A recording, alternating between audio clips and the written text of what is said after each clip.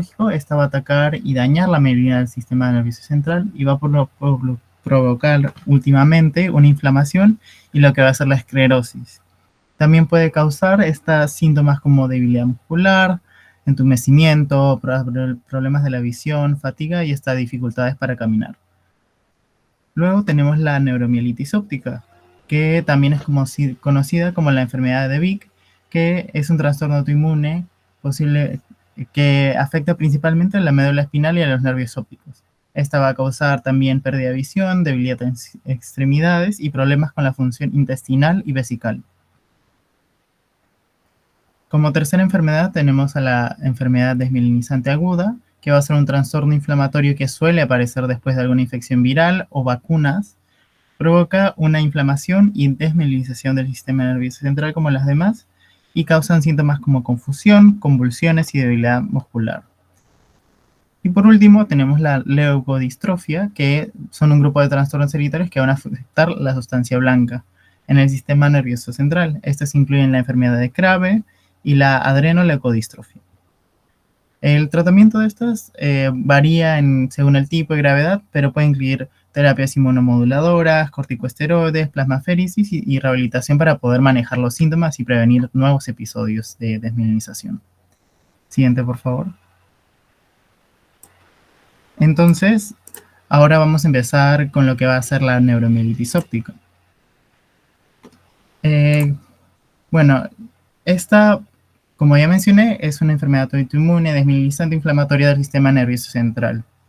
Va a tener una etiología probablemente inflamatoria y la parte autoinmune también es desconocida, pero se reconoce su fisiopatología. Entonces, en este diagrama se describe el proceso etiopatogénico de la neuromielitis óptica, comenzando con los factores genéticos y ambientales que la predisponen a la enfermedad. Luego muestran la activación del sistema inmunológico y la producción de los anticuerpos anti-AQP4 que se unen a la aquaporina 4 en las células del sistema nervioso central.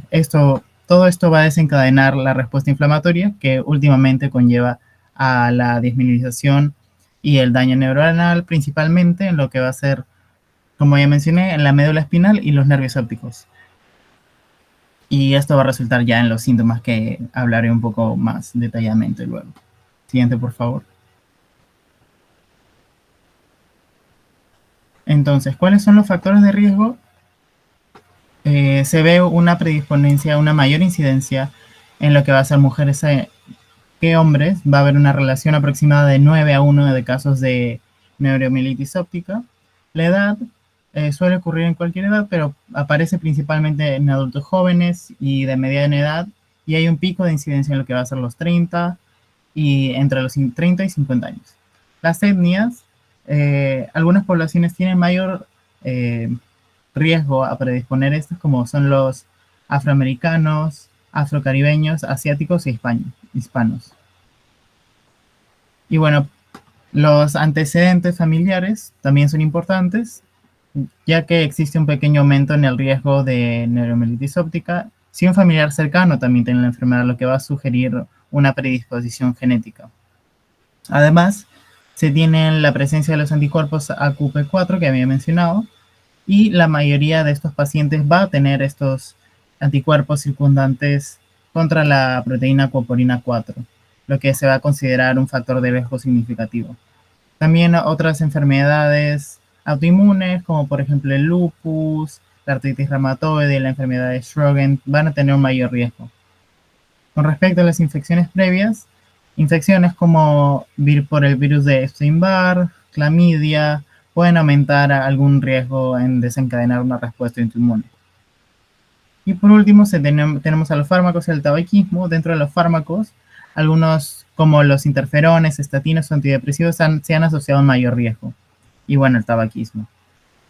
Siguiente, por favor.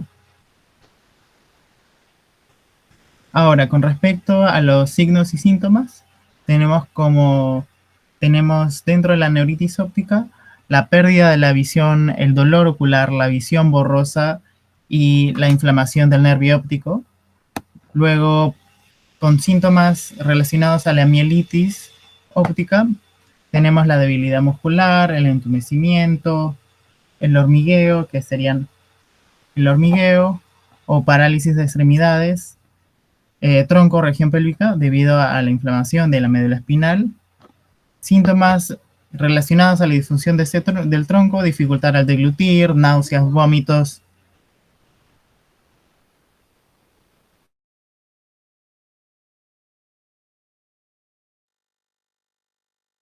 Perdón. eh, Náuseas, vómitos, vértigo.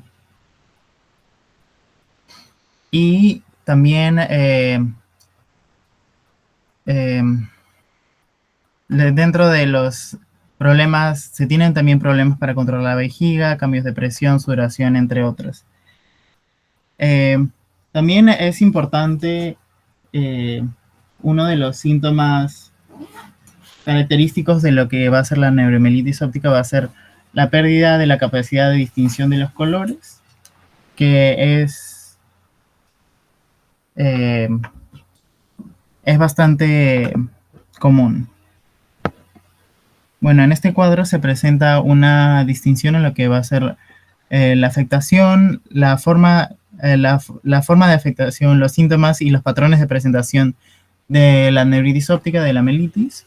Bueno, en el caso de la neuritis óptica, la afectación es principalmente en el nervio óptico, mientras que en la mielitis es de la médula espinal.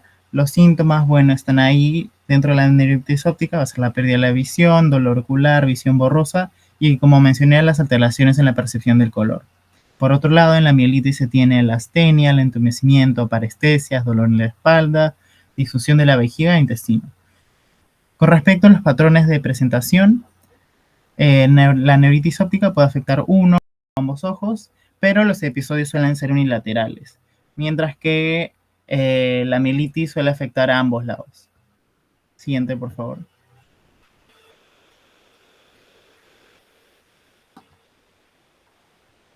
Ahora, con respecto al diagnóstico,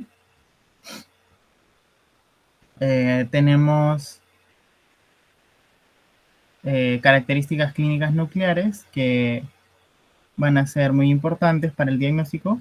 Como había mencionado, está la neuritis óptica, mielitis óptica, el síndrome de área postrema, que básicamente eh, se caracteriza este síndrome por tener hipo, náuseas y vómitos que se presentan en este caso. Estos síntomas pueden ser asociados o aislados. De ahí tenemos el síndrome de tronco encefálico agudo, que está presente casi en 30% de los pacientes, que se caracteriza por vómitos, el hipo y seguida de las anormalidades oculomotoras. Bueno, otras manifestaciones menos frecuentes son la hipoacusia, parálisis facial, neuralgia, vértigo, entre otros. Eh, Luego, narcolepsia sintomática o síndrome clínico diencefálico con lesiones típicas en la resonancia magnética. Bueno, esto puede generar hiperinsomnia, narcolepsia, como dice el nombre. Además, se han reportado síntomas como hipotermia, hipertermia, pugilotermia, obesidad, entre otros.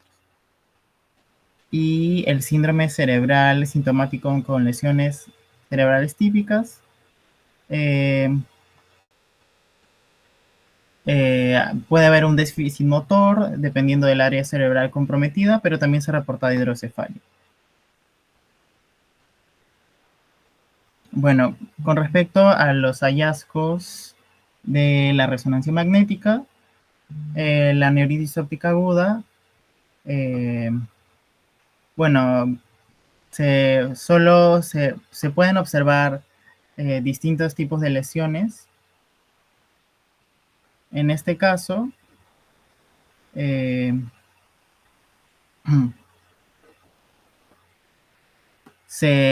dentro de la neuritis óptica aguda se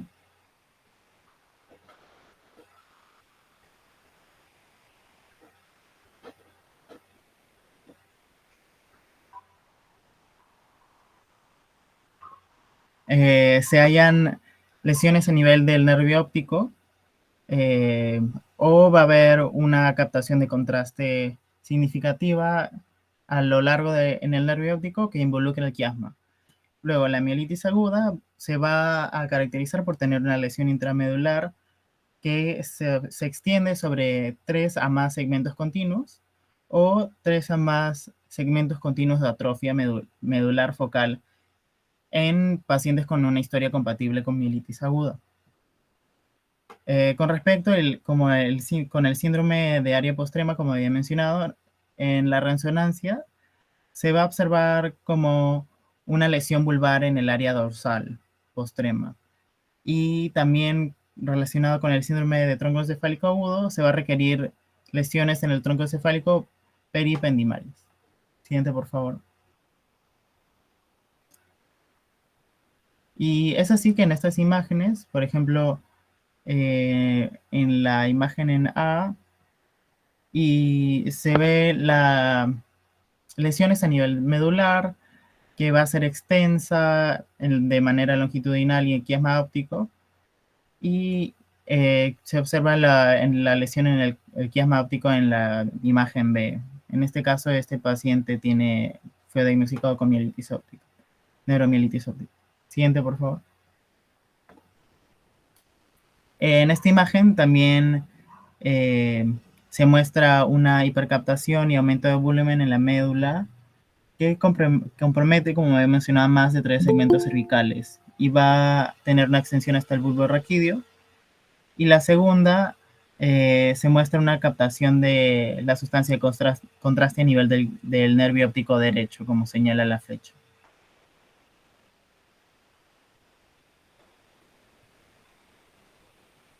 Entonces se tiene criterios diagnósticos con el anticuerpo y criterios diagnósticos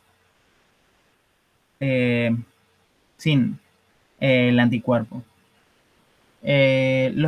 Comenzando con los criterios diagnósticos con el anticuerpo, tiene que haber al menos alguna característica clínica nuclear que había mencionado previamente, tiene que haber el test positivo para el anticuerpo y tiene que haber exclusión de algún otro diagnóstico. Luego,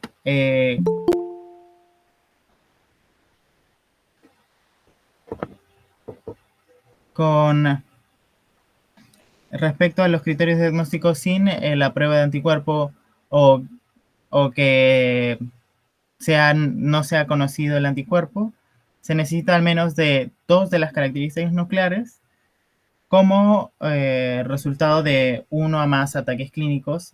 Además, tiene que seguir con algunos requerimientos, como son al menos una característica clínica nuclear, tiene que ser neuritis óptica, mielitis aguda con mielitis longitudinal extensa o síndrome de área postrema, que ya expliqué previamente. También tiene que haber diseminación en espacio, es decir, 2 o más características clínicas nucleares distintas, o cumplir con requerimientos adicionales en las resonancias magnéticas, como ya había explicado. Además, si se tiene que excluir otros diagnósticos, claramente. Siguiente.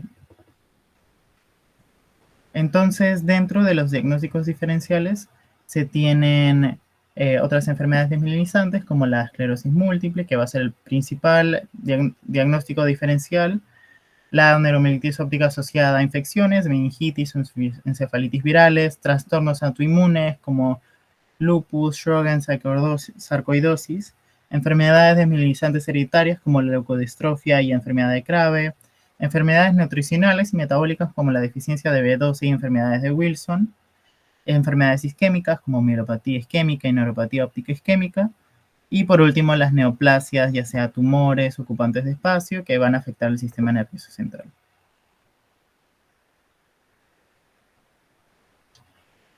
Dentro de los exámenes auxiliares se pide lo que va a ser los hematológicos, ya sea hemograma completo, BCG, glucosa, ureacreatinina, perfil hepático de coagulación, examen completo de orina, VIH,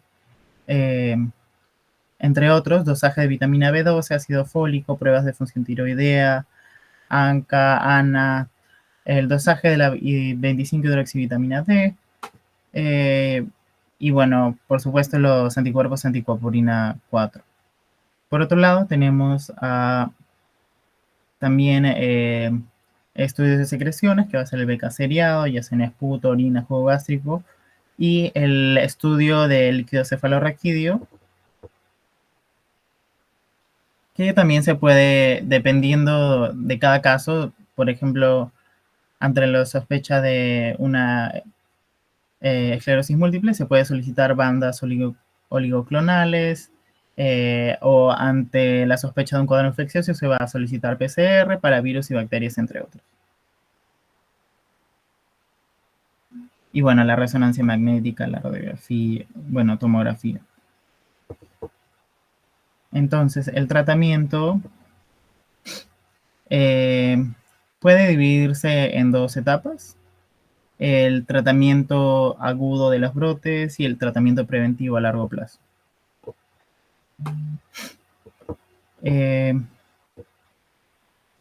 Dentro del tratamiento agudo de los brotes se utilizan corticosteroides intravenosas a altas dosis, plasmaféresis o inmunoglobulinas intravenosas para poder reducir la inflamación y la desmielinización.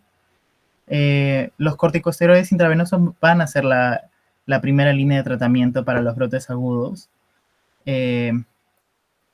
Van a ayudar a reducir, como ya mencioné, la inflamación y desmielinización del sistema nervioso central. En el caso de la plasmaféresis, se va a dar en casos graves donde los corticosteroides no son efectivos, y este procedimiento básicamente consiste en la eliminación de los anticuerpos dañinos del torrente sanguíneo.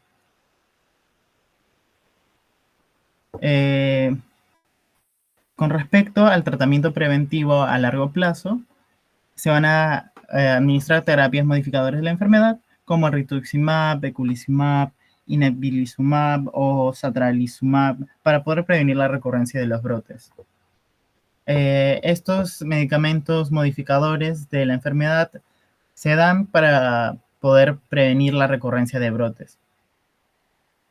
Estos también deben ser individualizados para cada paciente, considerando factores como ya son la gravedad de la enfermedad, el historial de los brotes, la tolerabilidad a los medicamentos y bueno, también las preferencias de los síntomas.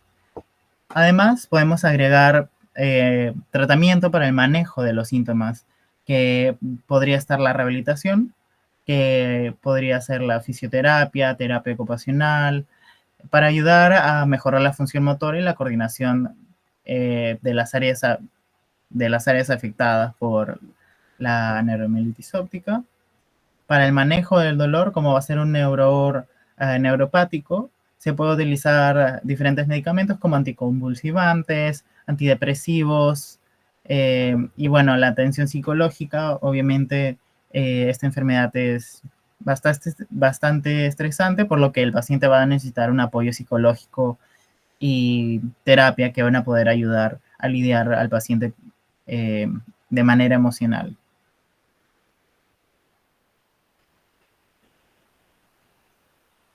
Eso sería todo con respecto a la neuromielitis óptica.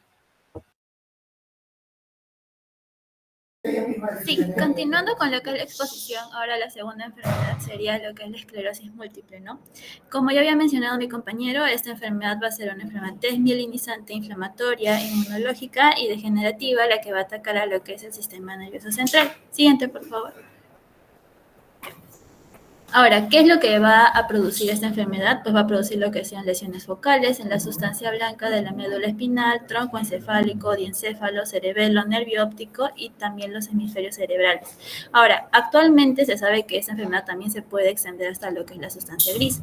Ahora, ¿cómo se va a manifestar? Pues se va a manifestar con algunos defectos focales según la zona lesionada, ¿no? En cuanto a la edad a la que va a atacar esta enfermedad, pues mayormente se va a dar en lo que son los adultos jóvenes, ¿no? En una etapa productiva, siendo la edad más frecuente lo que es de 20 a 45 años de edad. Tiene una prevalencia mayor en lo que es mujeres a lo que es varones.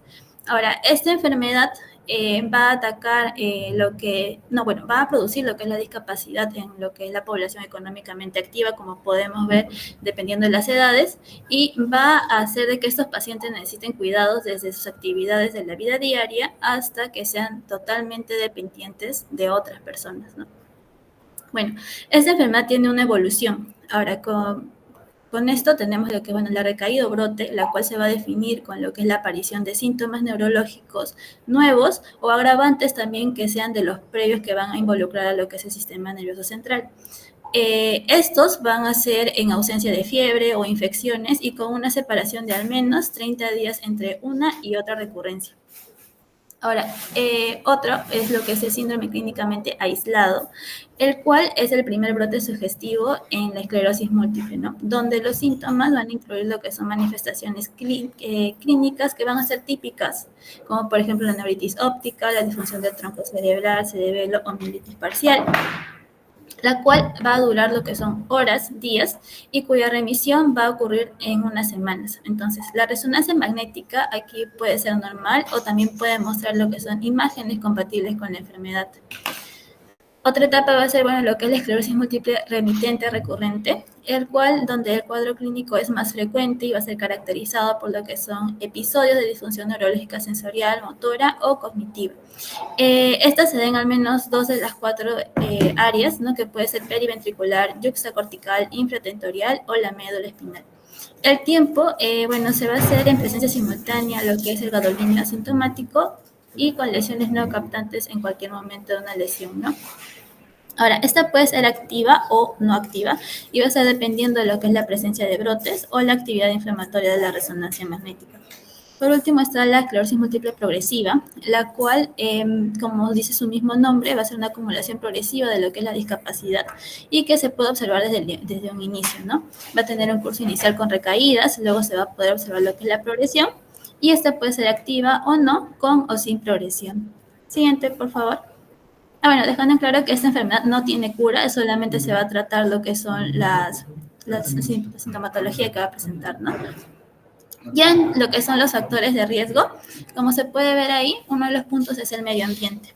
El medio ambiente pues viene dado por lo que es, la latitud geográfica, relacionado con lo que es la exposición a la radiación ultravioleta y a la disponibilidad de lo que es la vitamina D. ¿Por qué? Porque, los valores séricos disminuidos de la vitamina D, que es la 25-hidroxivitamina D, menores a 50 nanomoles por litro, van a ser considerados un factor de riesgo. Y esto se corrobora con lo que son los estudios donde demuestran que la prevalencia de esta enfermedad es mayor en zonas con una mayor latitud y por ende con una menor exposición a la luz solar. Otro es, relacionado a lo que es el medio ambiente, es la infección por el virus del Epstein-Barr, en donde si bien se sabe que hay una relación entre el virus, y además, sumado a eso, también está con la edad en la que se adquiere, por ejemplo, en la infección por mononucleosis en la infancia tardía o en la adolescencia, que también va a ser considerado un factor de riesgo, pero no se sabe a ciencia cierta, el mecanismo por el cual contribuye, ¿no? Otro es el tabaquismo, que, tampoco está tan claro lo que es el mecanismo, pero se sabe, según los estudios, que hay una relación muy grande. En cuanto al estilo de vida, tenemos lo que es la obesidad en adolescentes, ¿no? La cual también los estudios demuestran que, pues, hay una asociación entre lo que es la obesidad y la esclerosis múltiple. Otro es la ingesta incrementada de sal, donde una dieta en concentraciones incrementadas en sal, pues, está asociada a lo que es la progresión y también a un inicio temprano de lo que es la esclerosis múltiple. ¿Por qué? Pues porque la sal en concentraciones elevadas modularía lo que es la diferenciación de los linfocitos TH17, lo cual, bajo estas condiciones, muestra un fenotipo altamente patogénico, ¿no? Por último, tenemos lo que es los factores hereditarios, donde, como sabemos, esta enfermedad va a tener un patrón de herencia poligénica y va a estar muy asociado con los genes del haplotipo HLA-DR2 positivo, con el cromosoma 6p21.32. Entonces, estos van a ser asociados a tener una mayor susceptibilidad a poder desarrollar lo que es la esclerosis múltiple. Así también se han demostrado en otros estudios donde también hay relación con otros genes, pero es menor a lo que es el gen de HLA, ¿no? Siguiente, por favor. Ya en la patología tenemos, Tenemos que tener bien en claro que en la patología van a haber tres claves, ¿no? Lo que es la desmielinización, las placas y la inflamación. Entonces, si bien es cierto, existe una diversidad de lo que son los mecanismos patogénicos, no hay una patogénesis exacta todavía, pero la más aceptada, por así decirlo, es donde se describen estos tres puntos, ¿no? Entonces, tenemos aquí que se va a describir un proceso de desmielinización en las áreas localizadas, es decir, en las placas, en cualquier lugar de lo que es el sistema nervioso central. Consecuente a esto va a haber lo que es una degeneración axonal, la cual va a alterar lo que es la conducción neuronal, y producto de esto va a haber un proceso inflamatorio. Ahora, como se sabe, la esclerosis múltiple pues, va a ser una enfermedad autoinmunitaria, también la cual va a ser crónica y donde los linfocitos T helper 1 CD4 van a estar dirigidos contra antígenos del complejo oligodendrocitomielina y la cual va a involucrar lo que es la participación de otros subtipos celulares como también son los linfocitos B, monocitos, macrófagos y la microglia activada. Entonces, estas células T autorreactivas en la periferia, es decir, fuera del sistema nervioso central, como podemos ver ya que atraviesan lo que es la barrera hematoencefálica, van a ser reactivadas por células presentadoras de antígenos. Y este fenómeno produce lo que es la liberación de las citocinas proinflamatorias que van a estimular lo que son las células microgliales y a los astrocitos, ¿no? Lo cual va a reclutar células inflamatorias adicionales y va a inducir lo que es la producción de anticuerpos por plasmocitos. Y finalmente esto va a producir lo que es un daño tisular en las placas. Y sin embargo a esto también tenemos que tener en cuenta que concomitante a esto va a haber lo que es un proceso denominado de lo que es la remilinización. Y esto se hace con objeto de reparar el tejido dañado, pero a largo plazo ya pues es incompleto o nulo, ¿no? Siguiente, por favor. Ahora, tenemos ya lo que son los criterios diagnósticos. En cuanto a los criterios diagnósticos, tenemos dos actualmente, ¿no? Los que son los criterios de McDonald y también los criterios de McNeese. En cuanto a los criterios de McDonald, pues van a ser considerados también tanto los brotes clínicos como el número de lesiones demostradas por medio de imagen. Entonces, como podemos ver en el cuadro, ¿no? Estos van a ser los valores que va a... Los valores que va a tener en cuenta son el clínico en forma de brotes agudos, estudios de imagen por resonancia magnética del sistema nervioso y la determinación de bandas oligoclonales en líquido cefalorraquídeo. En cuanto al cuadro clínico, 6 síntomas y 2 signos de enfermedad desmielinizante sin ninguna otra explicación para la enfermedad, pues ya se considera lo que es la esclerosis múltiple. Ahora, si existen datos clínicos y o complementarios dudosos para lo que es el diagnóstico, se consideraría una posible esclerosis múltiple. Sin embargo, si hay una coexistencia de otra enfermedad, pues ya es poco probable o no es esclerosis múltiple. En cuanto a las limitaciones, los criterios de McDonald pues, van a ser aplicados en todas las formas de lo que es la esclerosis múltiple, excepto en el síndrome radiológico aislado. Bien, bueno, ahora los criterios de McNeese, pues estos van a nacer en el 2017 como consenso necesario para lo que es evaluar los cambios de neuroimagen que pueden producir una terapia moduladora o inmunosupresora específica, donde se necesita establecer lo que es la efectividad de cualquiera de las modalidades de tratamiento, ¿no? Incluyen, como podemos ver, pues una buena imagen inicial, luego pues imágenes subsecuentes una vez iniciada la forma de tratamiento según la cronología y por último pues el uso del material de contraste, es decir, el gadolinio, ¿no? Así que solo se recomienda en la imagen de resonancia inicial y es opcional en las imágenes subsecuentes. Las limitaciones que este tiene pues es que no contemplan lo que es la parte clínica, por lo que desde su génesis y solo va a ser útil para poder evaluar la respuesta terapéutica. Siguiente, por favor. Ya en lo que es el cuadro clínico, tenemos porque es muy variado, ¿no?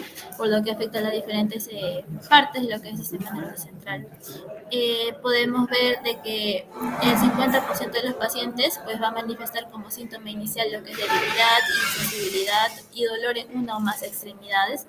Y estos síntomas pues van a variar en cuanto a la intensidad y la forma de presentación. También tenemos aquí pues los siguientes síndromes que van a ser típicos en lo que es la esclerosis múltiple, ¿no? Como es la neuritis óptica, la cual representa casi el 25% de la manifestación inicial de lo que es la esclerosis múltiple, y donde el paciente pues va a presentar lo que es una disminución de la pérdida o pérdida de lo que es la agudeza visual, ¿no? Luego está la mielitis aguda, que es una lesión inflamatoria desmielinizante que es rápida y va a abarcar solo los fascículos ascendentes y descendentes, por lo tanto puede haber paraplegia, hipoestesia, pues son incompletas, ¿no? También va a haber pérdida de la sensibilidad profunda, una disfunción de esfínteres y el signo de Babinski bilateral.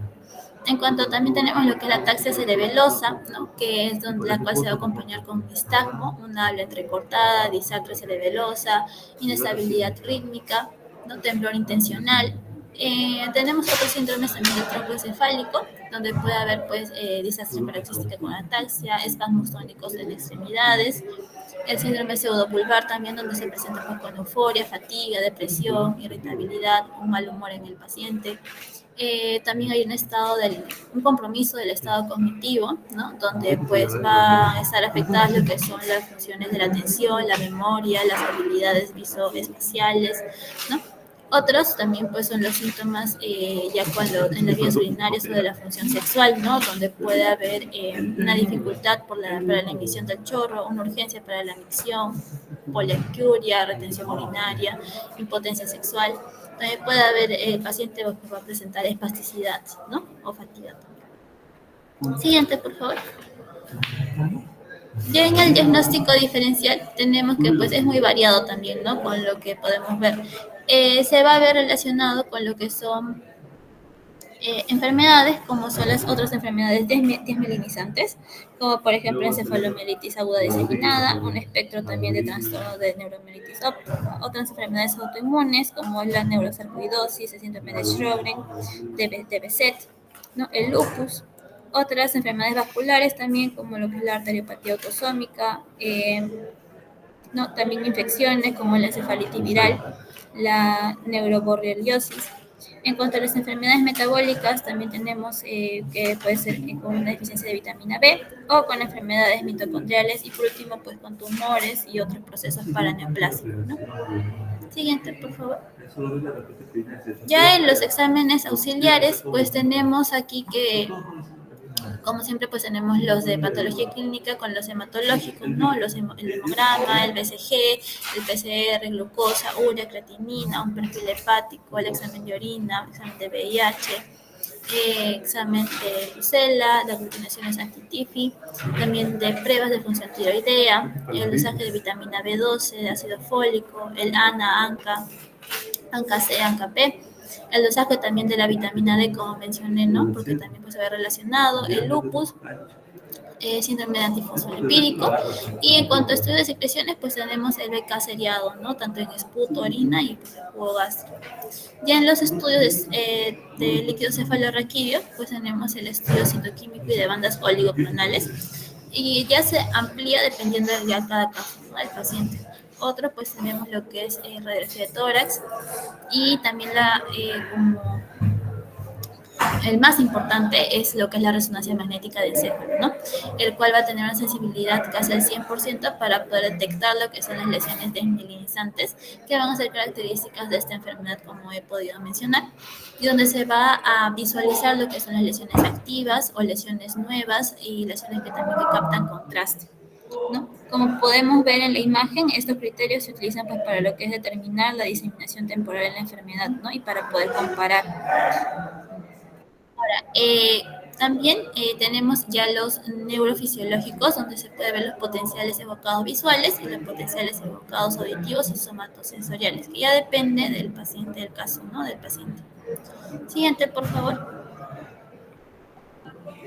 Y bueno, ya para terminar lo que es esta enfermedad, tenemos lo que es el tratamiento. El tratamiento se va a basar en lo que es el tratamiento del brote agudo, el tratamiento modificador del curso de la enfermedad y el tratamiento sintomático. En lo que es el tratamiento del brote agudo, pues tenemos el uso de glucocorticoides como la metilprednisolona de 1 gramo endovenoso por día, en infusión de 2 horas por 5 días sin disminución posterior con corticoides por vía oral. Luego tenemos el plasmaféresis como un tratamiento de segunda línea que solo es usado en casos excepcionales, ¿no? En cuanto al tratamiento modificador del curso de la enfermedad, pues tenemos ya que ver ahí valorar lo que son los factores pronósticos de cada paciente y poder optar por uno u otro fármaco, ¿no? Porque ya el paciente, si es cierto, inicia con un tratamiento como son los interferones, la teriflunomida, el acetato de glatiramer o fingolimod. Pues después de esto se ve cómo va el paciente con una monitorización mensual, viendo qué efectos adversos tiene, ¿no? Y al año del tratamiento poder revalorar lo que es saber si se continúa o se escala a otro tratamiento, ¿no? Teniendo en cuenta también lo que es la clínica, la resonancia magnética y también el nivel de discapacidad en que se presenta. Bueno, en cuanto a estos medicamentos que mencioné, pues uno de los importantes es el natalizumab, el cual va a ser un anticuerpo monoclonal que es humanizado, ¿no? Que va a inhibir lo que es la entrada de leucocitos a través de la barrera hematoencefálica al sistema nervioso.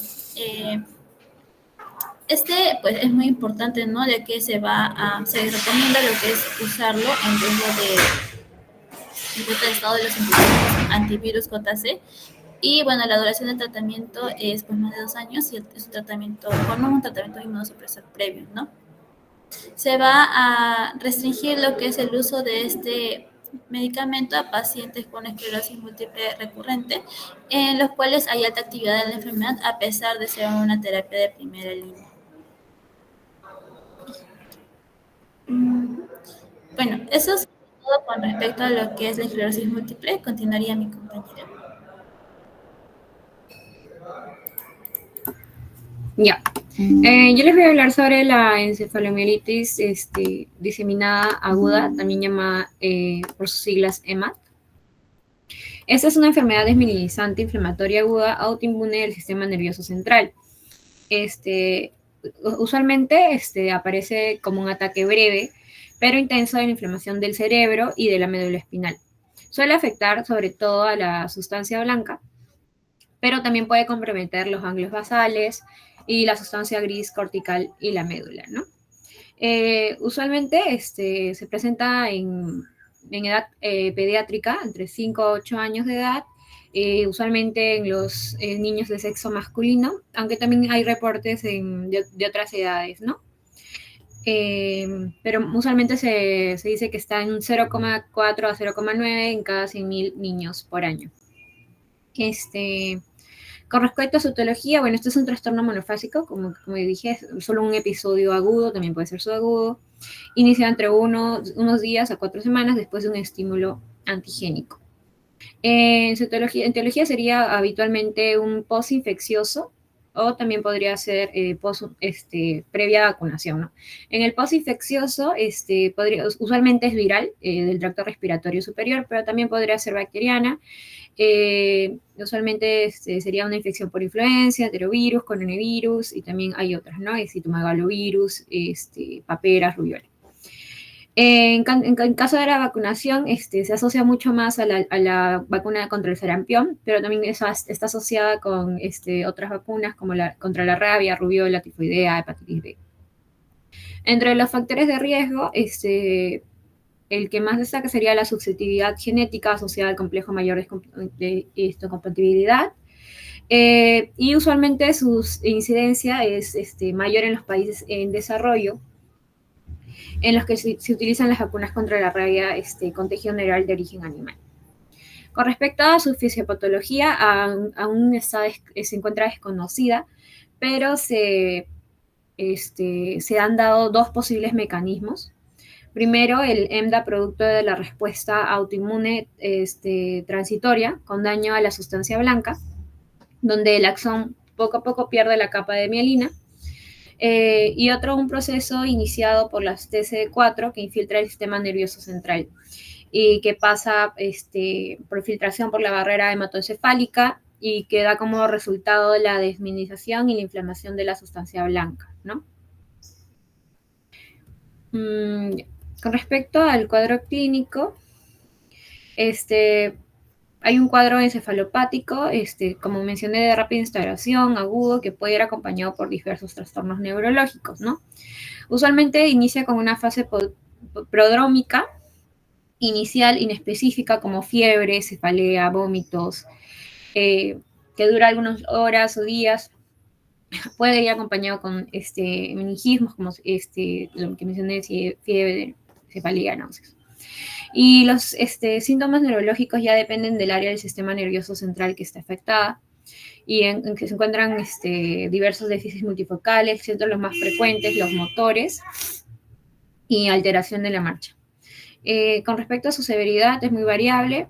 Se puede encontrar desde cuadros sutiles como irritabilidad y cefalea, hasta un cuadro de rápida progresión como fallo respiratorio y compromiso del nivel de conciencia, que puede llegar desde somnolencia hasta coma, ¿no? Bueno, los signos piramidales, la hemiparesia, son signos neurológicos. También puede ser ataxia cerebelosa, compromiso de los pares craneales, usualmente el sexto, séptimo, octavo, décimo, onceavo y doceavo. Neuritis óptica también se encuentra en este caso, donde hay una disminución de la agudeza visual bilateral, diplopia, reducción y pérdida, también puede haber de la visión y también auditiva. Convulsiones, trastorno del lenguaje como disartria y hemiparestesias, alteración de la conciencia que yo mencioné, compromiso de la médula espinal y también suele haberse alteración de los esfínteres. Eso puede llegar a complicaciones donde ya se dejan secuelas en el compromiso motor, ya una epilepsia en sí y alteraciones ya de las funciones mentales superiores, ¿no? Con respecto a su diagnóstico, ¿en quién se debe pensar una encefalomielitis diseminada aguda? Primero, tienes que ver en la sintomatología, las neuroimágenes, y la ausencia de una infección directa del sistema nervioso central. Si lo pensamos en un niño con alteración neurológica, con encefalopatía, que haya tenido una infección o una vacuna 1 o 2 semanas antes de presentar la clínica, no hay un marcador específico, un test de confirmación de esta enfermedad, pero usualmente es un niño con alteración neurológica y con previo a infección vacuna, ¿no? Se puede observar en la resonancia magnética. El criterio más importante es la resonancia magnética de diagnóstico, también para el seguimiento, que aparecen en 100% de los casos, ¿no? Se encuentran lesiones múltiples, asimétricas, de gran tamaño que comprometen la sustancia blanca central, subcortical, tanto hemisférica como del cerebelo. En el tronco, también el encéfalo y la médula espinal. Como mencioné, puede afectar también la sustancia gris, los ganglios basales, tálamos, y usualmente la afectación es de la sustancia blanca periventricular y cuerpo callosón, que son menos característicos de esta enfermedad, ¿no? Bueno, criterios diagnósticos: primer episodio, encefalopatía, la resonancia magnética cerebral, y lesiones difusas, delimitadas en la resonancia magnética, a predominio de sustancia blanca, ¿no?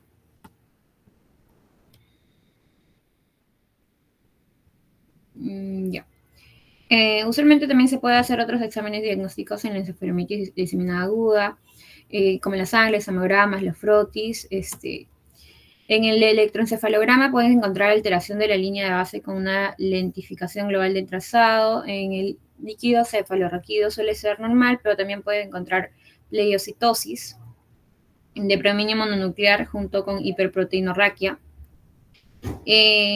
Y en el hemograma puedes encontrar leucocitosis, que en ocasiones puede estar muy elevada, pero o sea, usualmente no, leucocitosis. En diagnósticos diferenciales, descartar infecciones directas del sistema nervioso central.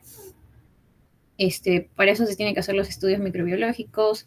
Acá tienes que descartar meningoencefalitis virales o bacterianas, encefalopatías asociadas a VIH, citomegalovirus, y panencefalitis esclerosante aguda. También se tiene que ver déficit nutricional del paciente, de vitamina B12 o de ácido fólico, inmunología, otras cosas inmunológicas como la encefalopatía inmunomediada, LES y síndrome antifosfolipídico. En el caso de endocrinológicos, podría ser trastornos tiroideos, diabetes mellitus. Y usualmente se tiene que pensar en también descartarlo con esclerosis múltiple, encefalitis aguda infecciosa y lo que me mencioné, panencefalitis esclerosante subaguda, que son las más comunes para hacer el diagnóstico diferencial. Ya. Con respecto al tratamiento, primero se tiene que dar un tratamiento profiláctico con aciclovir endovenoso de 60 miligramos por kilogramos al día, a la espera de los resultados por el PCR del virus, ¿no? Y luego ya se inicia los tratamientos. Una vez llega el diagnóstico, usualmente se usa los corticoides como primera línea de tratamiento a dosis altas.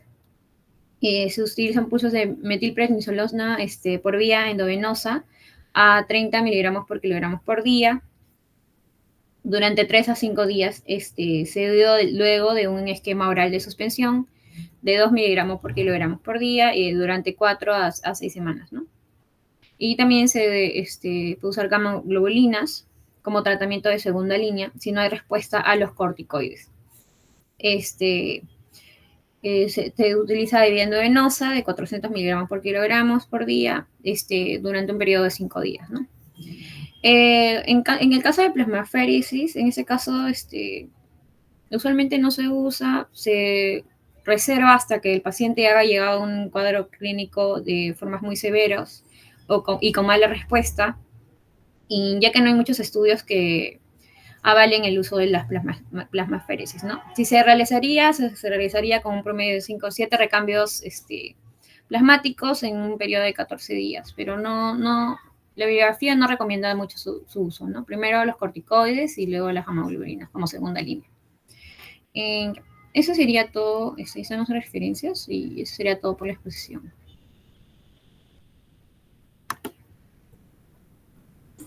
Bien, chicos, entonces, como ustedes han podido escuchar, ¿sí me escuchan, verdad? Sí, doctora. Ya. Las enfermedades desmielinizantes es un grupo característico de afecciones del sistema nervioso central que puede atacar en sí al encéfalo, a la médula espinal, ¿no? Dentro de ellas, pues, la esclerosis múltiple, una enfermedad, como ya lo mencionaban los doctores, una enfermedad de pacientes jóvenes, ¿no? Que se va a caracterizar por lesiones desmielinizantes y que van a ser muchas veces progresivas en tiempo y en espacio, ¿no? A tener en cuenta ahí que cuando inicialmente estamos ante la sospecha de un paciente con esclerosis múltiple, además del cuadro clínico, tenemos que apoyarnos con los exámenes de ayuda diagnóstica, ¿no? La resonancia magnética nuclear con contraste para hacer diagnóstico diferencial, ahí sí es necesario el uso del contraste en estos casos. Y también, pues, como ya lo mencionaban también los compañeros, las bandas oligoclonales son indispensables, ¿no? Ahora, en los tratamientos, recuerden también que el tratamiento lo vamos a dar en fase aguda, el tratamiento de los brotes con corticoterapia y el tratamiento inmunomodulador, que es el tratamiento de fondo, que nos va a permitir un control de la enfermedad. La enfermedad no se cura, como bien lo mencionaba, pero se controla. Si el paciente nosotros lo abordamos en una fase, digamos así, temprana, el paciente va a tener un buen, digamos, un buen control. Tenemos muchos pacientes que están adecuadamente controlados. Ojo, que si estos pacientes no son abordados, no son tratados, la enfermedad va a convertirse de una fase de remitencia, recurrencia, a una fase secundaria progresiva. Inicialmente, la enfermedad, cuando es una forma leve, el tratamiento inmunomodulador puede realizarse pues con interferones, ¿no? Acetato de glitazone, fingolimod, pero ya en las formas avanzadas, como bien lo mencionaba también la doctora, tenemos que escalar a fármacos, a tratamientos con anticuerpos monoclonales que son ya para las fases ya de una enfermedad, digamos así, de rápida progresión, una fase avanzada. En cuanto hay otras enfermedades desmielinizantes como neuritis óptica, neuromielitis óptica. Lo característico ahí, también ellos lo mencionaban, es el descarte con la punción lumbar para determinar la presencia de AQP4, ¿no? Ahora, a ver, ¿pueden ver quién es, por favor? También... Hola. Ya, disculpen. Y bueno, tenemos también aquellas afecciones, puede ser una neuritis óptica o una neuromielitis óptica cuando además de la afección, la lesión inflamatoria desminimizante del nervio óptico, ya hay un compromiso medular, hablamos de NMO, neuromielitis óptica. Ahora, también hay cuadros que pueden ser infecciosos, pero no directamente del sistema nervioso central, sino de otros niveles mayormente respiratorios y que pueden, de otros sistemas, ¿no? Que pueden hacer un daño subsecuente en el sistema nervioso. Ahí hablamos de encefalomielitis diseminada aguda. Ahora, también no solamente puede estar asociada a procesos infecciosos, sino que también puede asociarse a una respuesta postvacinal. Entonces, tenerlo en cuenta allí. Bien, doctores, entonces los felicito, una exposición bastante concisa. Muy bien. A ver, continuamos entonces con la exposición de afecciones infecciosas del sistema nervioso central.